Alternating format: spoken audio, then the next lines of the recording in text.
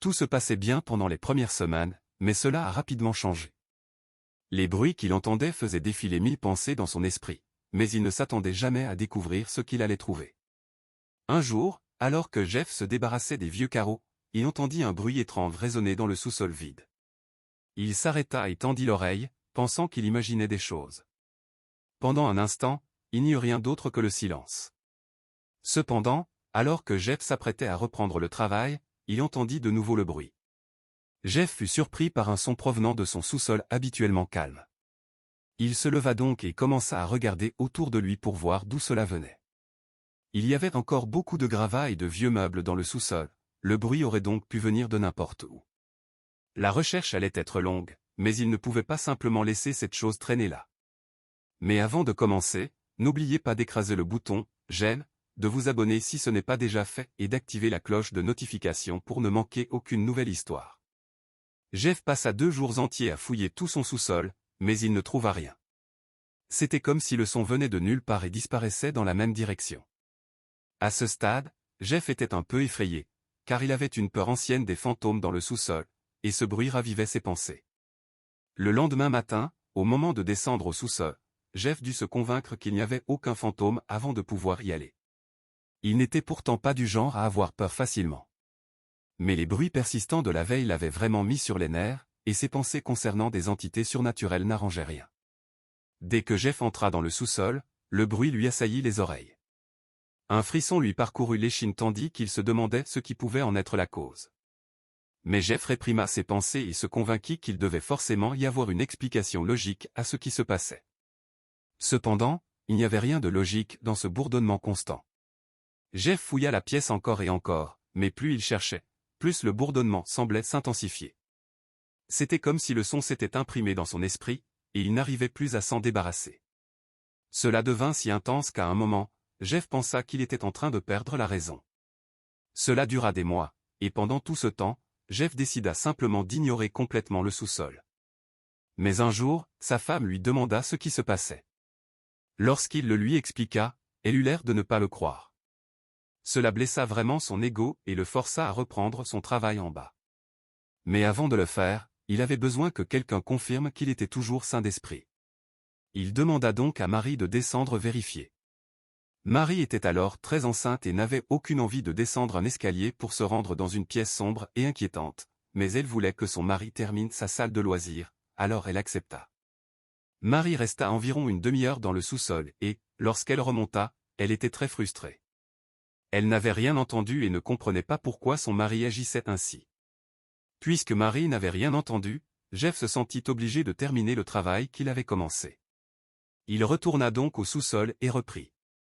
Mais chaque fois que Jeff s'y trouvait, il continuait d'entendre le bruit. Chaque jour, le son se manifestait au moins une fois, et certains jours, le bourdonnement était constant. Jeff essaya de l'ignorer, mais un jour, il en eut assez. Le bruit l'avait déjà terrifié, et après l'avoir entendu pendant des jours, il était déterminé à trouver des réponses. Il s'assit et dressa la liste de toutes les causes possibles. En faisant cela, une idée se démarqua nettement des autres. La cause la plus plausible qu'il trouva était la présence d'un nid de guêpe quelque part dans le sous-sol, et comme il n'y avait encore qu'une seule lumière, il ne pouvait pas le voir. Convaincu d'avoir trouvé la réponse, Jeff se rendit au magasin de bricolage pour installer des éclairages. Même si la plupart des travaux étaient déjà terminés, le moment était aussi bien choisi que n'importe lequel. Il choisit 2 luminaires principaux et acheta quelques petites lumières encastrées pour ajouter un peu de style et l'aider à repérer les bestioles agaçantes qui lui rendaient la vie infernale. Après avoir installé toutes les lumières, Jeff regarda autour de lui et fut surpris de constater qu'il n'y avait aucune guêpe. Il avait refait le plafond pour installer les éclairages, ajouté une couche d'isolation supplémentaire et recouvert l'ancien mur de briques avec des panneaux intégrant un nouveau design, mais il n'y avait ni guêpe dans aucune de ces zones. À ce stade, Jeff n'avait plus aucune option et était convaincu que son esprit lui jouait des tours. Il n'y avait aucune preuve que le bruit existait réellement, et puisque sa femme ne l'entendait pas, cela devait forcément signifier qu'il n'existait pas. Mais Jeff allait bientôt apprendre que ce n'était pas une simple illusion de son imagination. Après des mois de travail acharné, sa salle de détente était enfin terminée. Pour fêter ça, il avait invité quelques amis à venir regarder le match. Ils s'amusaient tous beaucoup lorsque Jeff entendit de nouveau le bourdonnement. Le plus étrange, c'est qu'il semblait que tous ses amis pouvaient l'entendre aussi. À mesure que le son se faisait entendre, ils devenaient tous silencieux. Ils restèrent assis en silence jusqu'à ce que le bourdonnement revienne, puis ils éclatèrent tous de rire. Le groupe demanda à Jeff ce qui faisait ce bruit, et il admit qu'il n'en avait aucune idée. Ses amis y virent une occasion et commencèrent immédiatement à énumérer tout ce qui pouvait produire un bourdonnement. Certaines de leurs idées étaient franchement drôles, tandis que d'autres étaient bien plus inquiétantes que Jeff ne l'aurait voulu. « Un masseur » cria Mark. « Non, je t'ai dit que c'est l'esprit d'un homme mort alors qu'il avait sa salle de détente dans ce sous-sol. »« Il cherche sûrement juste un peu de divertissement, » dit Anthony.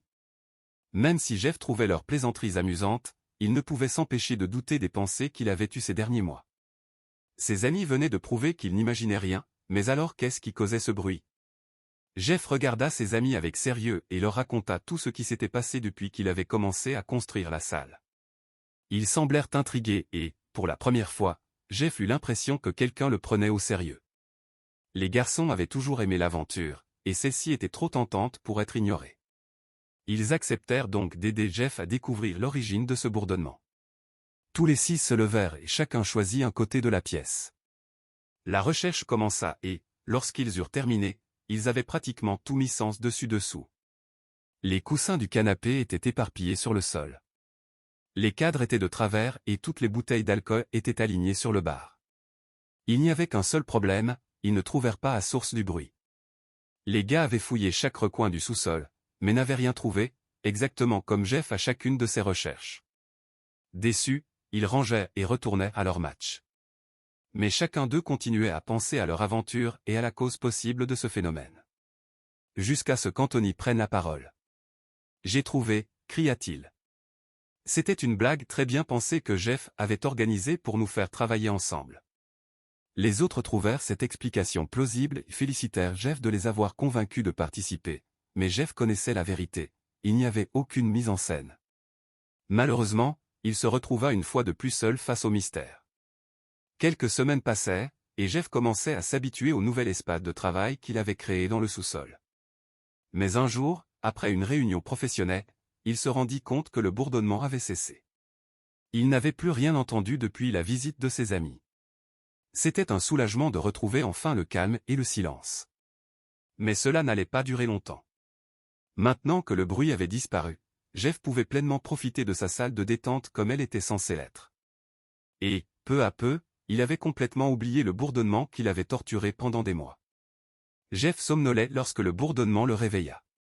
Ce n'était pas comme les autres fois. Cette fois, c'était un son continu, au lieu de plusieurs bourdonnements courts. Son retour l'agaça immédiatement, et Jeff décida d'y mettre fin une bonne fois pour toutes. Il était tellement soulagé quand le bruit avait disparu qu'il ne laisserait rien gâcher cela. Jeff éteignit la télévision et se concentra sur le son. Puis il commença à le suivre, et très vite, il colla son oreille contre le mur. C'était là. L'emplacement exact de ce qui provoquait le bourdonnement se trouvait juste sous son oreille. Il marqua l'endroit et attrapa sa masse, totalement inconscient que cette aventure ne faisait que commencer.